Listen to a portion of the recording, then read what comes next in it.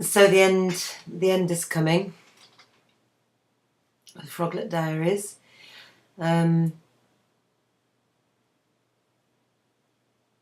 It's been just an amazing journey. Just an amazing journey. And one of the most major things of coming out of so many years of being enclosed and shut up, and over 12 and a half years I was working it out. When I met Keith, the Frog Prince, over 12 and a half years of being shut inside, not being functioning as a woman, not having a relationship or attention of any kind, and just getting to know him. And I was just thinking about the good things. I wanted to finish on some of the good things that I'm grateful for this year. And just getting to know him and getting to like him. Not before I knew that he was a commitment phobic person and, not secure. I have to say the first 6 months when I was learning to be friends with him was a revelation. It was a revelation to me. Actually liking a man. Actually being friends with a man. And having my barriers down. All the time when people would come and talk to me and show interest in me and try and chat me up, no matter how big I was or whatever, I would get people come up to me and make a start of trying to... I just couldn't do it. I was enclosed so tightly. I just thinking about my children, grieving, my accident, losing everything, things that had happened to me in my past. I just could not allow anybody in. And I feel sure that I was meant to meet Keith, my Frog Prince. Maybe just to open up inside. It's caused so many problems being together, and yet it almost at some points felt like him and me against the world.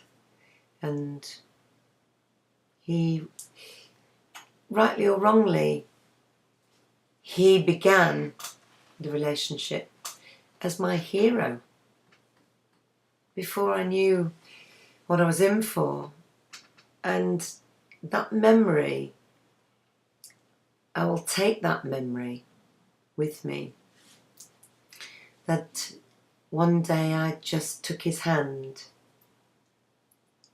and just crossed that line from being closed up to going where I needed to be. And that was with him. Above everything else, above anyone else, I needed to be with him. And those first couple of months were the most safest place I've ever known with a man. Those first few months before the bubble burst were the happiest I've ever felt, apart from being with my children, my family. Being in his arms, I felt like I'd come home. And I'll never ever regret that, because before I found out the reality, the fact that he wasn't free to be mine, it was the most amazing feeling. And I hope that one day I will find that feeling with someone who is free to be with me and who will love me and who wants me above everything. Wants to be by my side as much as I want to be by his side. And I have to keep believing that that's out there and it's possible. One of the second things was this. This was the pebble I gave the frog prince off the beach at Breen in Burnham-on-Sea. And this to me was as much of a commitment as an engagement, wedding ring, whatever other people feel is important. This might just be a piece of stone to you out there, but to me, this was my future. This was my future because I told him the moment he placed that in my hand or got that to me, I would know he was mine. He was free. He wanted to spend the rest of his life with me and make that commitment to me. And it was a bittersweet stone, this stone. Very bittersweet because it was a lie. It was just one joke, one fantasy, one lie. But to me it wasn't. To me that was our future. And when I left the Frog Prince on the 30th of March and packed my things, I was in pieces. And I took that from the garden, from under the tree, where I'd put it, and he put it back in another place. Because that's what he did. Control, control, control. But I took it back because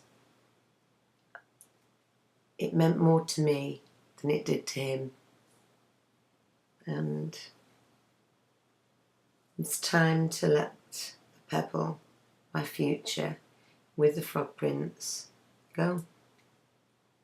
Because it isn't my future. It's just a piece of pebble that I picked off the beach in reality. And I understand that now. That we can place importance on certain things. But if the other person doesn't place the same importance on it, then it remains just a piece of stone. And so, the end of the Froglet Diaries.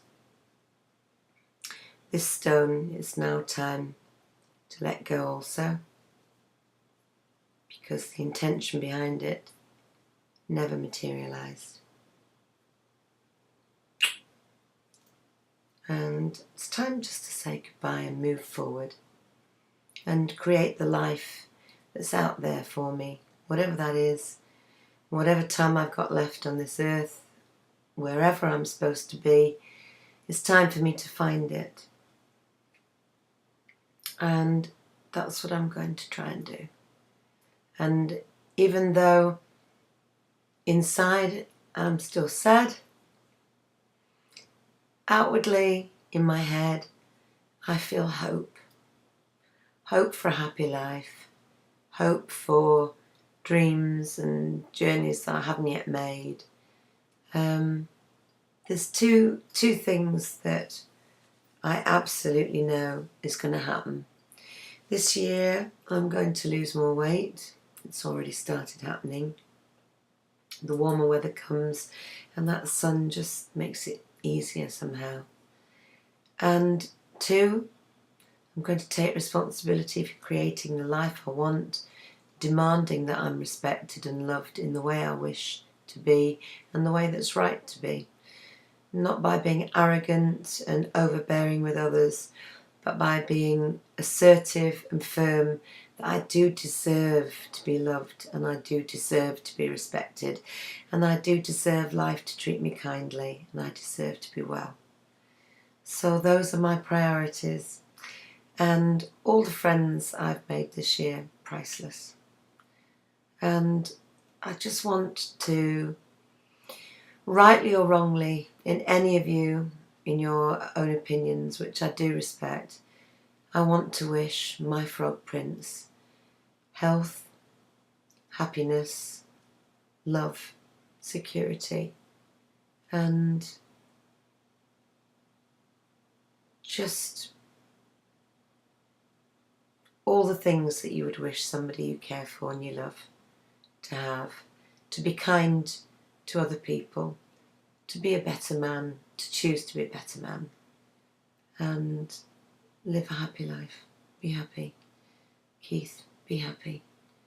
Don't hurt any more women. All right, greenish brown female sheep. I love you. And to all of you, find your happiness, create your happiness, be the person you want to be, and I'll see you on the Phoenix chapters at the end of May. Take care, everybody. Thanks for being there with me this year.